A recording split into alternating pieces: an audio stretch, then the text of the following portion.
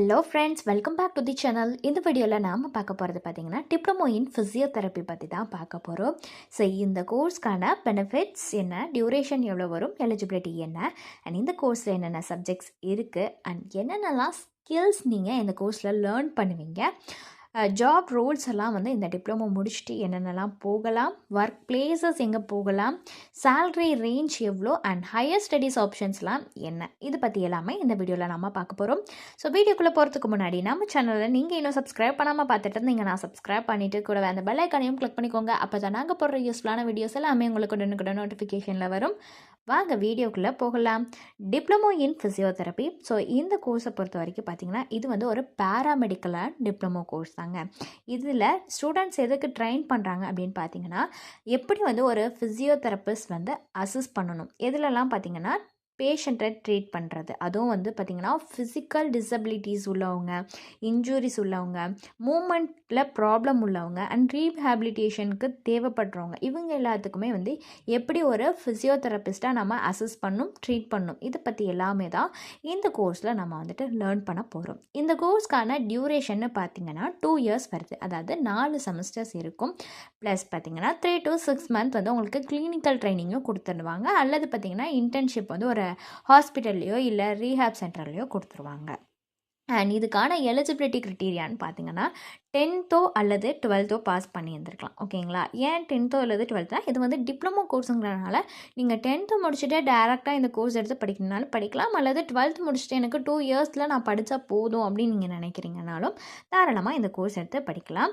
Most of the காலேஜில் வந்து prefer பண்ணுறது வந்து 12th பயாலஜி ஸ்ட்ரீம் தான் வந்துட்டு ப்ரிஃபர் பண்ணுறாங்க. மினிமம் நீங்கள் 45 to 50% மார்க் இருக்கணும். அதுவும் வந்து காலேஜ் பை காலேஜ் வேரி ஆகும்.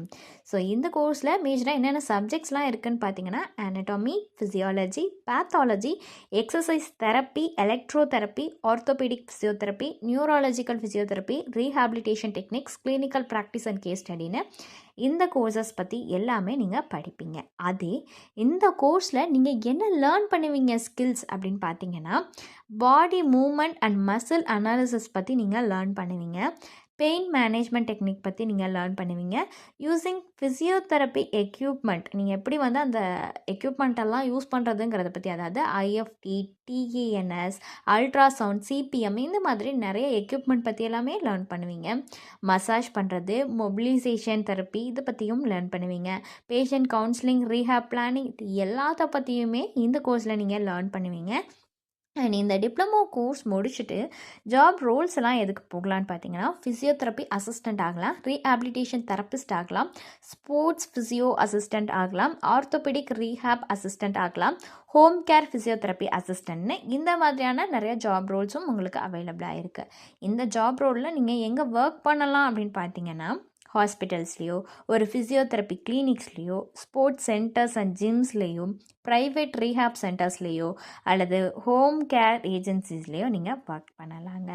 அடுத்து பார்த்தீங்கன்னா ஜாப்க்கெலாம் போயாச்சு. சேல்ரி ரேஞ்சுங்கிறது நமக்கு எவ்வளோ கிடைக்கும்னு பார்த்தீங்கன்னா ஸ்டார்டிங் உங்களுக்கு 10,000லேருந்து 18,000 வரைக்குமே பெர் மந்த் கிடைக்கும். இது எல்லாமே ஒரு அப்ராக்சிமேட்டான ஒரு வியூ தான்.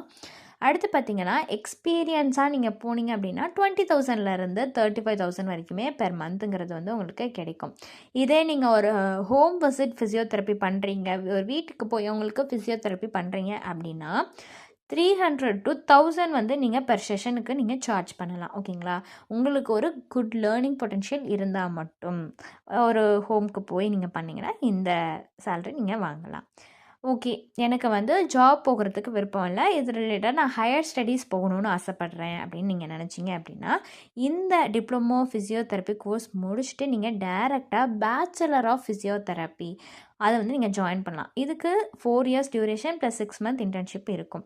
அல்லது பிஎஸ்சி ஃபிசியோதெரப்பி நீங்கள் வந்துட்டு போகலாம், அல்லது பிஎஸ்சி ரீஹாபிலிட்டேஷன் சயின்ஸுன்னு இந்த மாதிரியான ஹையர் ஸ்டடீஸ் ஆப்ஷன் கூட நீங்கள் வந்துட்டு போகலாம். இது வந்து உங்களோட கெரியர் ஸ்கோப்பையும் சேலரியையும் இன்க்ரீஸ் பண்ணுறதுக்கான சான்சஸ் நிறையவே இருக்குது.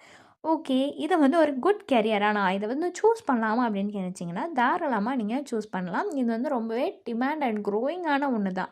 ஸோ இந்த அலைட பொறுத்த வரைக்குமே வந்து உங்களுக்கு நாளுக்கு நாள் வந்து வளர்ந்துக்கிட்டே இருக்கக்கூடிய ஒண்ணு. ஸோ உங்களுக்கு இந்த கோர்ஸ் ரிலேட்டடா வேறு ஏதாச்சும் டவுட்ஸ் இருந்துச்சுன்னா, ஸ்க்ரீன்ல தெரியிற நம்பருக்கு நீங்க கான்டாக்ட் பண்ணலாங்க. அது மட்டும் இல்லாம வேறு ஏதாச்சும் டவுட்ஸ் இருந்துச்சுனாலும், நீங்க எங்கள கான்டாக்ட் பண்ணலாம். இந்த சர்வீஸ் உங்களுக்கு ஃபுல்லாவே ஃப்ரீயா தான் பண்ணிட்டு வராங்க. தேங்க்ஸ் ஃபார் வாட்சிங்.